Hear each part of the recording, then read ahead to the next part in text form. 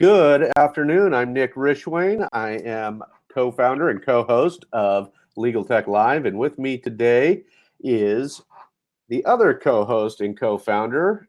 All right, my name is Ivan Raiklin, the other white bald guy. So welcome. Thanks for tuning in, listening in, and Nick's going to go ahead and start out with the introductions. But before we do that, I'm going to just introduce myself, which I always forget to do at pretty much every show. But again, Ivan Raiklin. I am what I like to call a recovering attorney, diplomat, and Green Beret turned startup advisor, investor, and just all around evangelist in the tech scene. And because of my legal background, I have an affinity for legal tech. So with that said, Nick, take it away. Yeah, and I guess I should let you guys know a little bit about myself as well. I'm a never practicing attorney, so I haven't had to recover. I am the vice president of a legal tech company in California. I am, however, a recovering government employee. So with that, our guests today are Ludwig Bull, the managing director and founder of LawBot. Ludwig, are you guys getting feedback from me? Yep. But I mean, is there a reverb? Nothing at all. Perfectly fine. Okay. So Ludwig, founding manager and director of LawBot, he directs their talented team of 4, as I understand it. It strategizes the future of LawBot as well as writing the software, managing technical issues. You're a digital native. And believes that the use of artificially intelligent software is the key to securing equal access to expert knowledge, and in this case, legal knowledge. With him is their marketing director, Rebecca Agliolo. Rebecca is a 4th-year law student at the University of Cambridge, where they're both at this moment. We're broadcasting live from DC, live from Stockton, California, and live from the Cambridge University dorm room. Nice. Rebecca is deeply passionate about promoting access to justice, hugely important issue, and she has worked with human rights organizations in Sierra Leone and China throughout her time at Cambridge. As marketing director, Rebecca is responsible for cultivating content and on the website and social media, as well as strategizing and implementing LawBot's outreach strategy. Happens to be that I'm assuming Rebecca is the one who I was communicating with and how this show came to be. So thank you for reaching out. Guys, LawBot, very interesting. It is a artificially intelligent chat bot for people to ask legal questions. Now, I was playing with it before we started. Yeah. Are you guys losing me? No? Okay. And so the issues are on my end. So it uses LawBot uses artificial intelligence language to provide confidential. I think what's going on is there's the feedback is on their end. Oh, is it? They're not using headphones potentially. Okay. So it's the feedback loop. Do you guys have headphones by any chance? Yeah, of course, right away.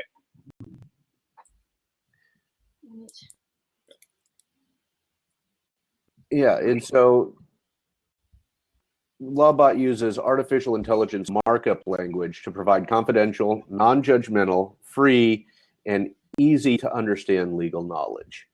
And tell us about that. Tell us a little bit. Start with your background, Ludwig, and then maybe as well, Rebecca. Tell us about both the backgrounds, more than what we just shared, and how this artificial intelligence markup language came to be while you're working on going to law school at the same time.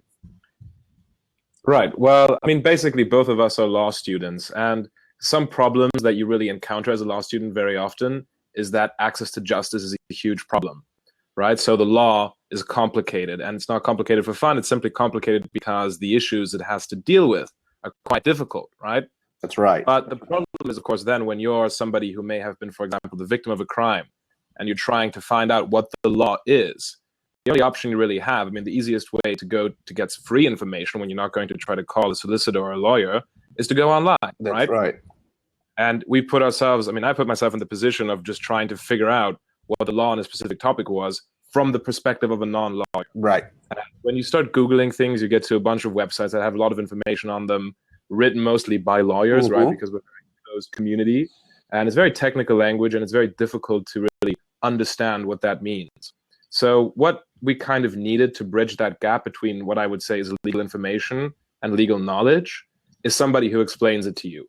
Now, of course, that interpreter would usually be a lawyer, somebody who went to law school who understands it. But lawyers are expensive. Not everybody has access to them.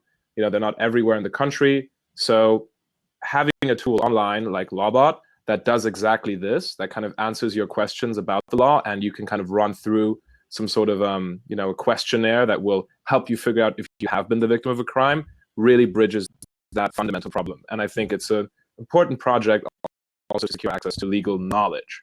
Yeah. Excellent. And I do want to, I was a little surprised when I was playing with the crime bot. So this is kind of a twofold idea, right? One is to find out if you're the victim of a crime, and you're also working on if you are, say, the accused.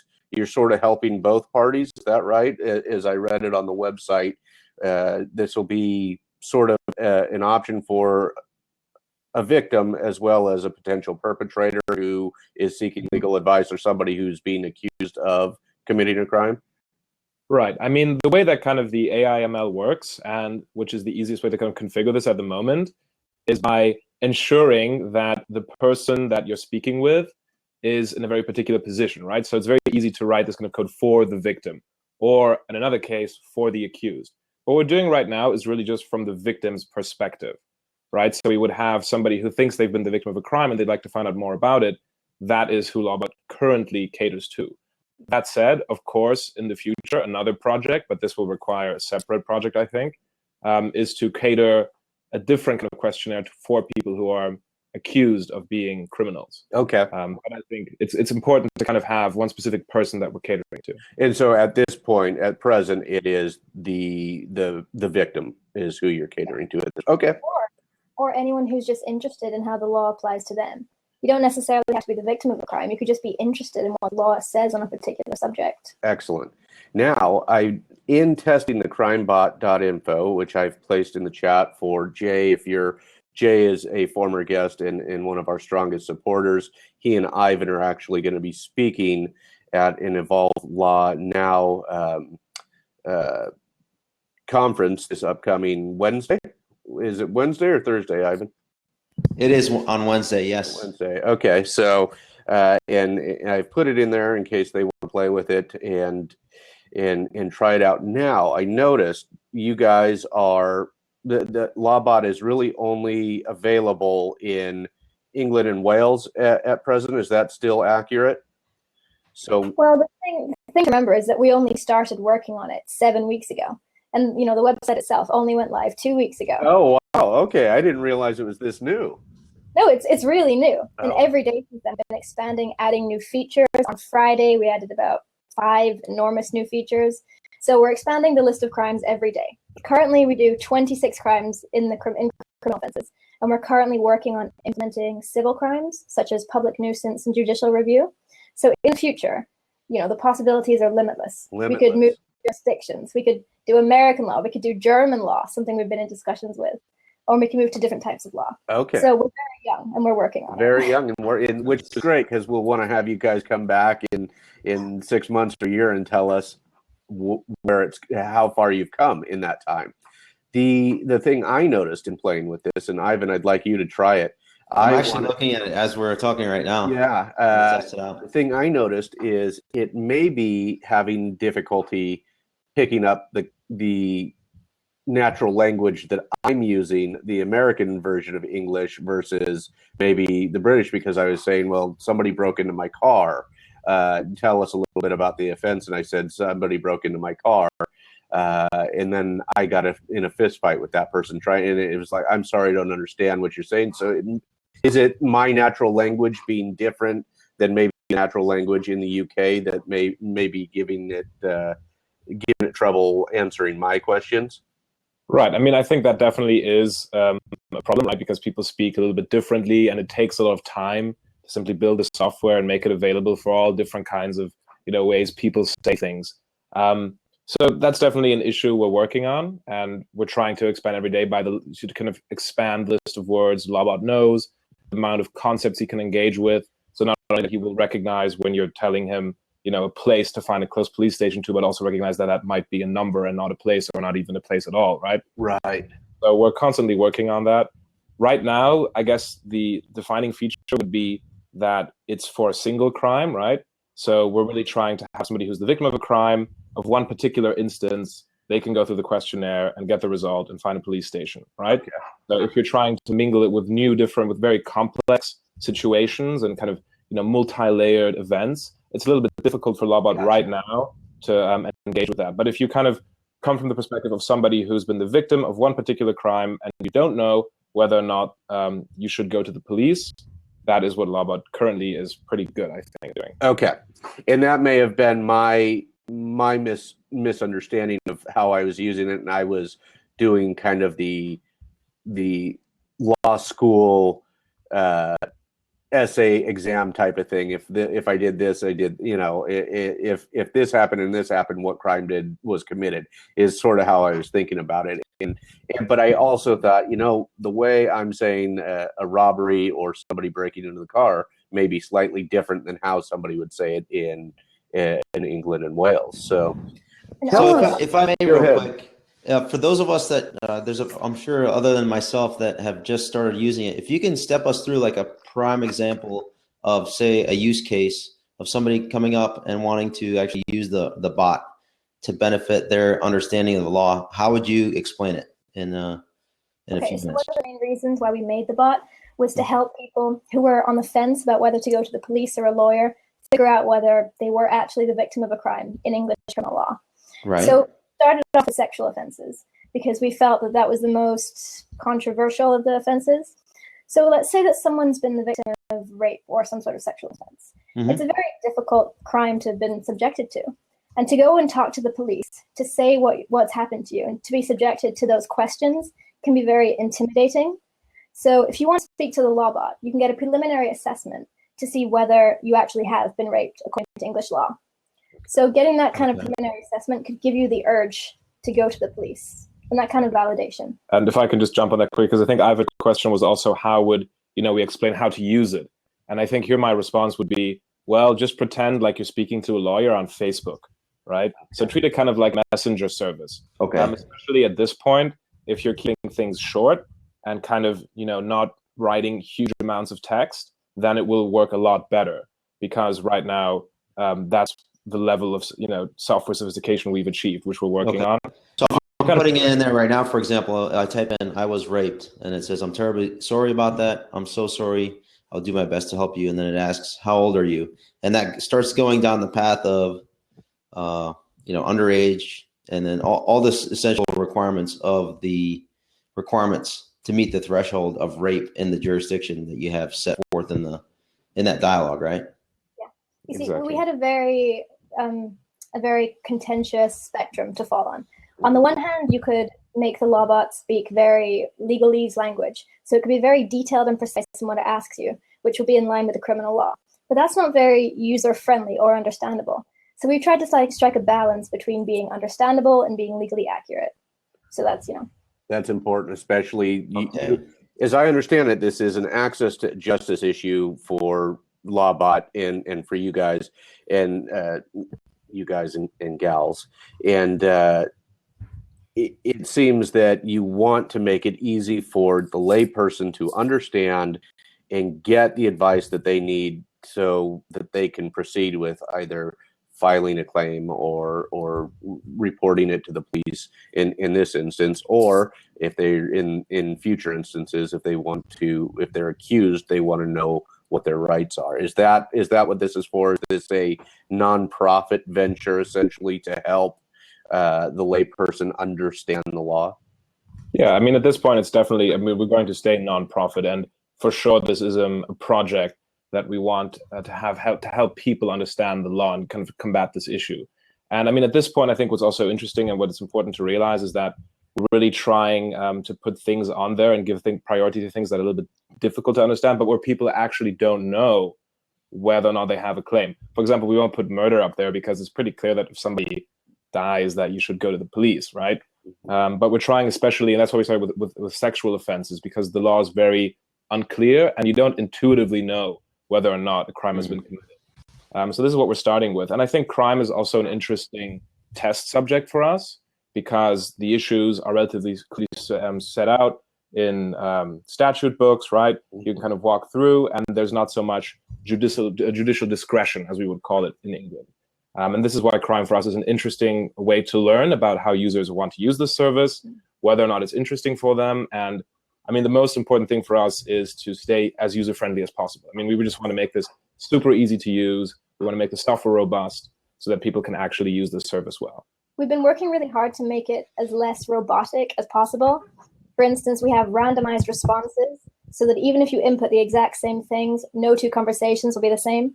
Excellent. We've also, sensitivity is a huge point for us. So the LawBot will constantly say, I'm sorry, I need to ask you these questions. I'm so sorry this happened to you. We're here to help you.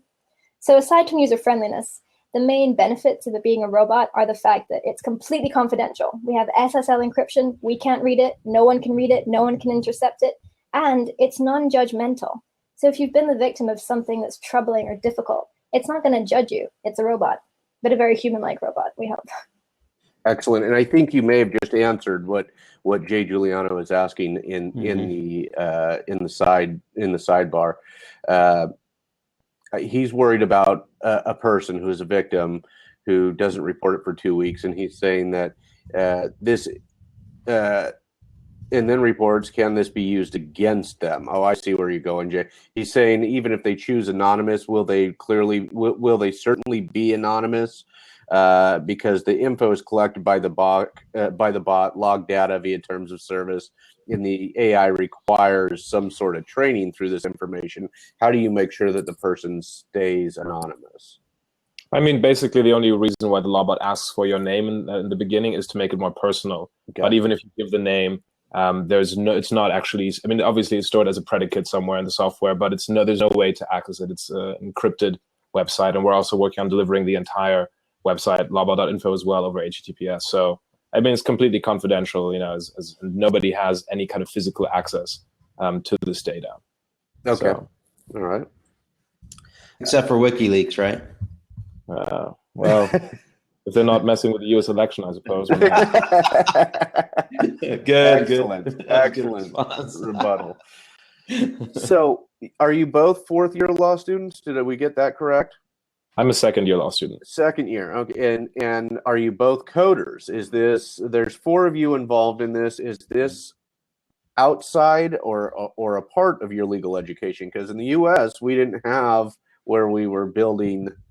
Of course, we're a little older here, I think, Ivan, than they are. We weren't building chatbots at the time, but there was no. Is this like the equivalent of a law review type of thing now? How did this come to be?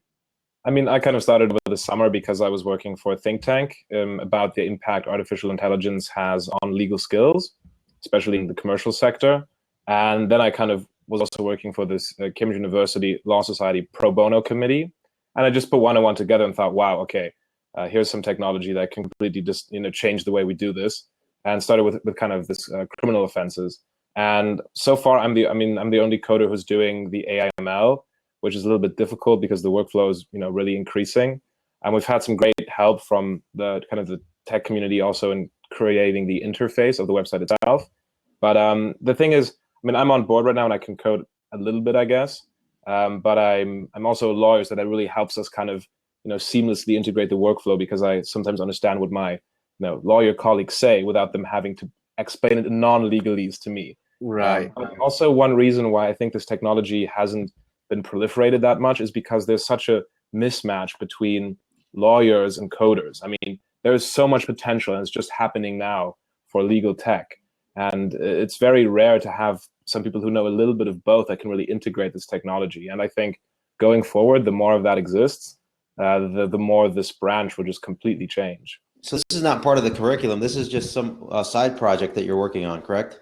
Well, it's definitely a side project. As I said, we started in summer, and we're doing it now as a side project. Though, to be honest, our degree has kind of become the side project at this point. It's completely a labor of love in our own free time. What little we have. What little free time you have. Excellent. So, for you then, Rebecca, this is your final year of law school. Will you then go out and get a full-time legal career in addition to working with LawRobot, or will LawRobot become the legal career? Well, I definitely want to do something that involves legal tech, because I think it's such a fascinating and, fertile ground to go into. But, I couldn't tell you what I'm going to be doing in a year. It's, to be continued. Okay. All right. Excellent. So what is the plan moving forward, Ludwig? And for example, for the next year? I mean, for example, in 1 year, well, hopefully we've covered, all of the law in England and Wales and continental Europe and perhaps the US, and we'll be delivering a secure and very simple way for people to understand the law across the world. I mean, the thing is, right now we're in criminal law and we're learning so much every single day, simply because we're so young and we have not that much of an idea what we're really doing, I guess. But from these lessons that we're learning, we can really improve. And I think this technology is very easy to translate to other jurisdictions. We just need to have more legal talent, more coders, and it's very, very easily scalable. So I'm very optimistic. I think in 1 year from now, we can have very sophisticated LawBot that can interact with you seamlessly, that knows a lot about the law, that knows a lot about different countries, and that will really make a difference in the way that people understand the law, I hope. We've had a lot of people coming up to us and saying, do you think that bots are the future? Do you think that in 10 years, lawyers won't exist as a profession? And a lot of people are worried about how technology will impact the legal profession. Not as worried as they should be, we think. But yeah, but we definitely don't think that bots are the future of the law profession. We hope that LawBot will complement the law profession. Right. If you add technology and law, you can bring legal knowledge to everyday people without having to go to a lawyer. Yeah, and maybe just to add one more other thing to that is, I mean, especially because we're catering to people who are on the fence, right? So notionally, LawBot will increase workload for lawyers because people who aren't coming forward with a claim right now then may see that there is a possibility for them to move forward, right? And it's their right to know about this as well. Yes, I think that's what we've been seeing in legal tech. There is a fear, as there is with any revolutionary technology. There's a fear that it's going to eliminate every job that currently exists. I don't see that as being the most likely element. But like you guys, LegalTechLIVE became sort of a labor of love for us because we had the legal background and we have an interest in the affinity towards tech, yes, towards tech, and then have become quite impressed with the advancements in legal technology recently, because we are in a legal technology revolution. So, for example, Facebook Messenger now is using chatbots. Do you see the potential for future integration into Facebook, where while I'm on Messenger, I can also get LawRobot type of advice about my legal claims, or potentially my rights as an accused? Yeah, absolutely. I mean, again, the technology is very easy to implement in different parts of the web as well. I mean, that's just the way the web has developed. And absolutely, I can see that as soon as the technology is functioning well and more sophisticated, there's no limits as to where we could implement it. I mean, it could be on Slack, it could be on Facebook, it can be Skype, wherever the infrastructure is there for us to, have an input-output kind of conversation with somebody. For sure, it's possible that will be accessible. And I think that's also great because it doesn't require that much labor once the main software is actually complete to implement it into other places. And it just creates, better atmosphere for people to use it. And it obviously also proliferates it very easily. So, I mean, going back to the technicality of it, or essentially the coding behind it, I have a couple questions. So I noticed most of the question and answering is a yes and no, but to initiate it, you need to essentially put in some of the terms of art used in the statute, or I guess it's called a statute in the UK as well, regarding the code that's being violated. Is that correct? I mean, you don't have to put in the kind of the code that's being violated. I mean, right now, or synonyms also included in your if this then that state, like responses in the chatbot. So just actually 2 days ago, we changed the approach of LawBot. So kind of so in the beginning, we usually kind of give a questionnaire and say, oh, do you think you've done a criminal offense, a property offense, et cetera, et cetera. But instead now we just kind of trying to see if we've hit the critical mass of synonyms really, and the way the bot understands it, but they use it to say freely and to direct them directly to the correct questionnaire.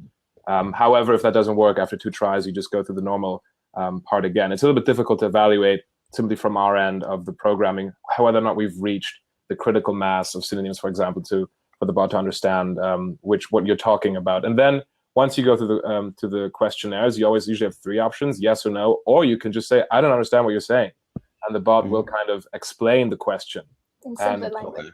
In simpler language. And now we also have a glossary which we're trying to implement right now in the main part of the questionnaire. So when you don't understand a particular word, you can just say, what's a wound in law, or like, what's consent? And then the bot will say, oh, this is what consent is, and then ask the question again in maybe a more simple way. We've been very reliant on feedback, actually. So for instance, in theft, we had the word appropriation in the bot up until a few days ago. And a few people submitted feedback saying, I don't understand what appropriation means, or I think you should use a different word. And based on that, within 2 minutes, we could change it. That is the beauty. Nice. If you have an issue, we can change it right away. It's dynamic and it's very fast. Excellent. And Jay has another question regarding the technology. What AI engine on which AI engine is this based? I mean, this is based on AIML coded, right? So it's artificially intelligent in the way that it mimics the way somebody would speak. But essentially, it's all written in AIML. So it's essentially, we're teaching it words, and it's based on an input-output response, right? So it's not, it's AIML coding. It's not necessarily artificially intelligent in the way that it learns by itself what to do, but it's AI in the sense that it has NLP capabilities that mimic the way you would have a conversation with someone. Okay. But it's all written in AIML, and it's very easy to access AIML online as well and learn a lot about it. Excellent. So is this going to be a philanthropic effort that you're going to try to globalize, or is this something that you would like to actually convert into some sort of a monetization strategy? I mean, we are obviously open to monetization strategies at some point, but one issue that is clear for us is that,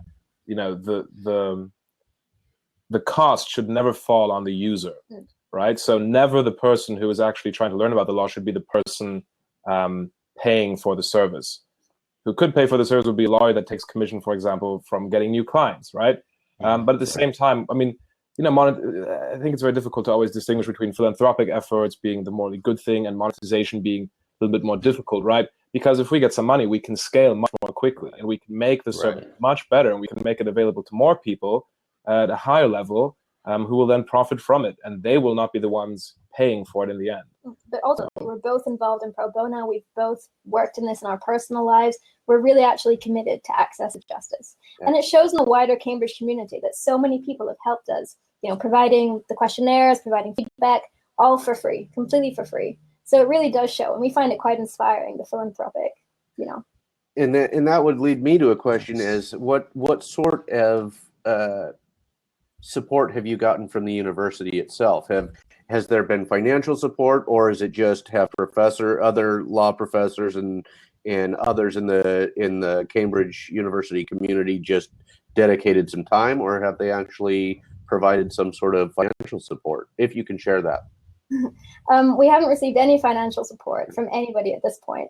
From the wider Cambridge student community, we've had amazing feedback. Everyone is so willing to help us with anything they can, provide feedback. It's been amazing. But in terms of the actual university itself, the law faculty and other things, we haven't had much support or feedback. Okay. So it's been an entirely student-run venture, and we like that because we can retain control over it. Yes. And one kind of cool thing, which is maybe just to inspire other people to do similar things as well, you don't really need money. We built this with less than $100 so far. I mean, our running costs. You have to pay for the website, right? Yeah, we have to pay a little for the website subscription, then some place to store our data, but it's so easy. I mean, it's all the data's out there in the desert somewhere, so who cares? Hey, I love it, guys. You guys, I want to tell you that you guys are our first student organization or academic, basically. You guys are the first academic group that we've had on the show. We've had a lot of startups who are for-profit startups. We've had, pretty much had that, and we've had some lawyers who are active in legal tech from a different set of either podcasting or just disruption in some conferences and things like that.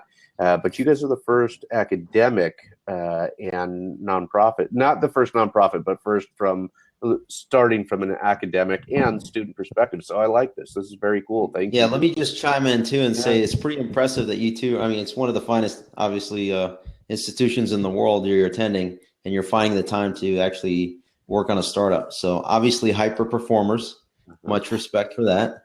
And similar to the guys like Zuckerberg or that guy that used to head up Microsoft, which I think everybody knows who that is, that basically dropped out of Harvard. So any intent of dropping out and pursuing this full time? No, I think what we do is we view sleep as an optional hobby, which we sometimes engage in, sometimes we don't. But as I said, our degree is very much our side project at this point. Yeah. It looked like Ludwig was gonna. He may have. You're doing the degree, Rebecca, but Ludwig looked like he might be willing to.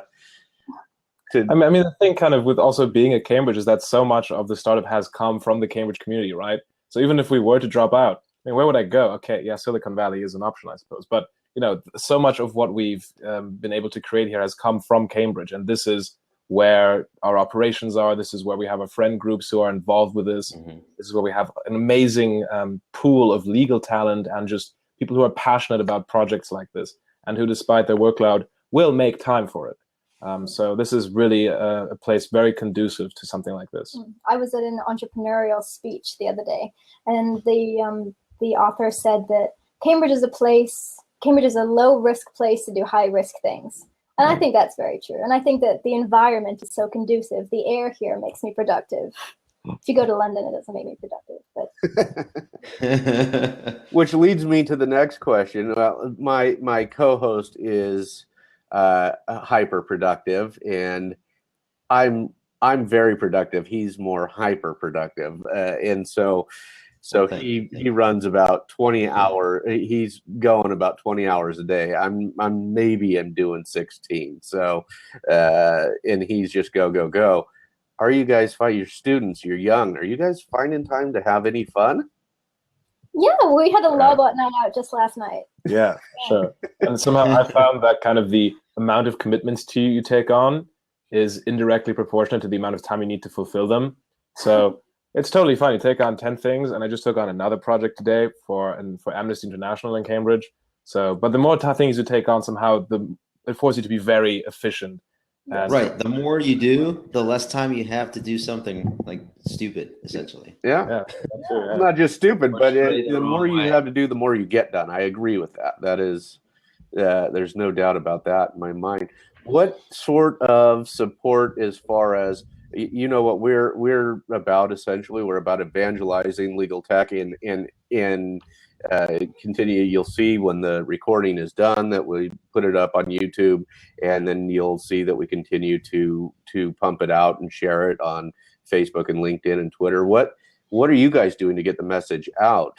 We certainly always help to best we can, as best we can for our former guests. And what else are you doing to get the word out? Well, of course, we have a top secret marketing strategy, which is very complex. Okay. But it's mostly involved just calling people, explaining what we're about, getting some coverage within the university, then within Cambridge itself. And we've actually had some interest from some national news, so stay tuned for that.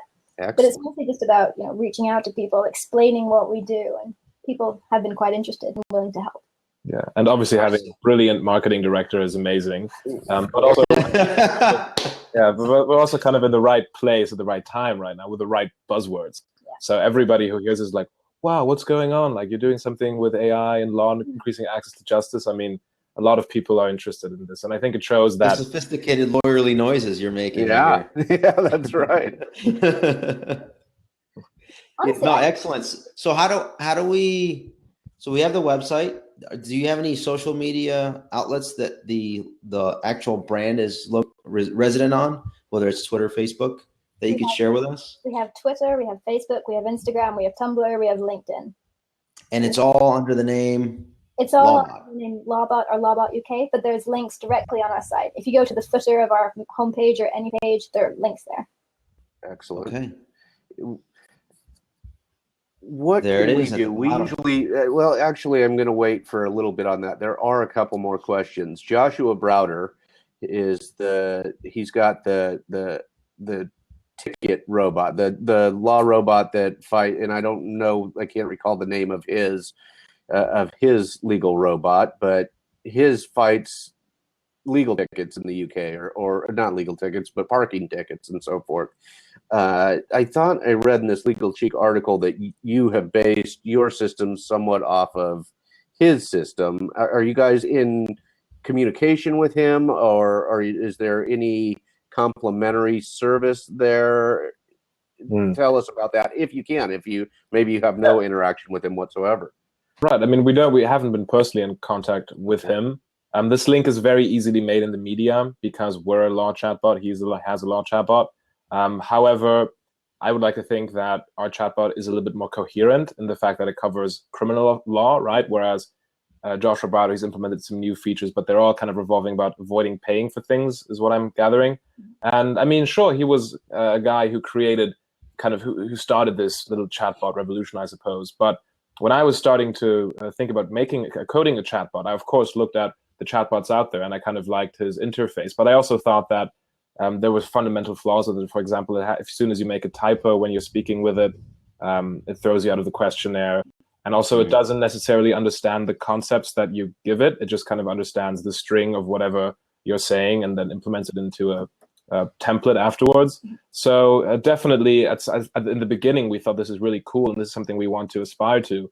But very quickly, I think we moved a little bit further than that, and now we have a very different view on where we want to go with our chatbot and the kind of things that our chatbot should be able to do. We have the utmost respect for him and his work in the legal tech community, of course. Yeah. But we feel that LawBot is a bit more nuanced and deals with more nuanced, crimes.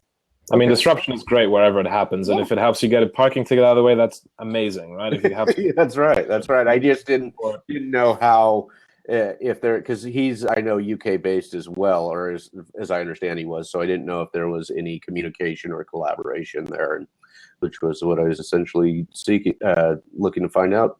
Ivan, did you have one more? You had another item I thought you wanted to cover. No, I think this is great. I just wanted to close this out, unless you have something to ask. I do. I want to know, first of all, you guys, I think Rebecca realizes how she reached out to me, and you're right on. You're in a revolutionary area right now, because I said, why don't you just come on and talk about it? Let's just do that, because that's how this is working. It's been very collaborative, and if somebody reaches out and it looks interesting, we want to have them on the show. What can we do? We normally ask this of all of our guests. How can we continue to help? Because we're pretty active in social media and other other legal tech related areas. So how can we help you? Well, first of all, thank you again so much for having us and for expressing interest.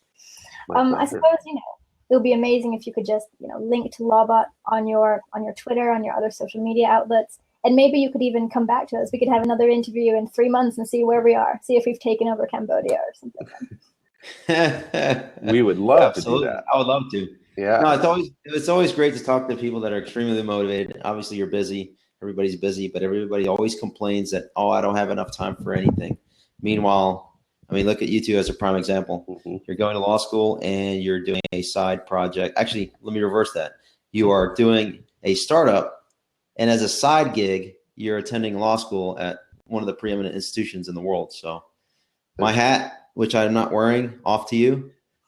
And it looks like we have one final question. We will be happy to continually promote you, and our website is under construction as we speak. I was getting messages from the guy who's working on it. So the YouTube video will not just be available on YouTube, but it will pretty soon be housed on our website, and so we certainly want to have you come back in the future. Jay asks one final question here before we have you tell us where people can find you and get in touch. But he wants to say, what do you want to see with this 6 months from now? Like, what's a good result for you in 6 months in terms of LawBot accomplishments?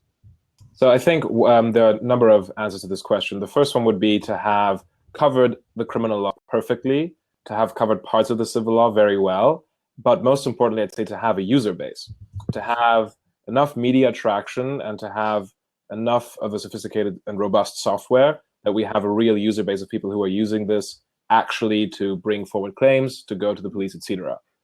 So to have a consistent number of bot interactions per day, for example, that would be great if we could see a real established user base. And in terms of, that would be in terms of users. And then in terms of content, obviously expanding into other parts of the law in England and Wales, and perhaps launching a few demos into continental European jurisdictions. So that's a lot. We're quite optimistic. But we've only started 7 weeks ago. So if this pace continues, who knows where we'll be in 6 months. You see, Excellent. 2 days ago, we had people come up to us and say, thank you. We actually used LawBot. And as a Right. result of its advice, we went to the police and reported a crime that happened to us. And That's, for me, that made all of the sleepless nights and all of the work worth it. Just that one person talking to us. that's so you've had one actual use case that really made you had in more. person. We know, Yes. yeah. So That's awesome. That is fantastic to hear. Ludwig, you're from Germany. Rebecca, where are you from? Scotland. Scotland. Okay. All right. Well, guys, thank you so much for being on with us today. Tell our listeners or those in the chat where they can get in touch with you if they have more interest, they want to collaborate, they want to help promote, they want to help evangelize. Where do they get in touch with you? Well, you can basically get in touch with us through our website. We have all of our contact information there, links to all of our social media, as well as contact emails of Rebecca and myself. And we are, being whatever digital natives, I guess, we respond to emails within 30 seconds. So we're very happy to receive any kind of questions. Feedback obviously is a big one, but really any kind of interaction is very much welcomed.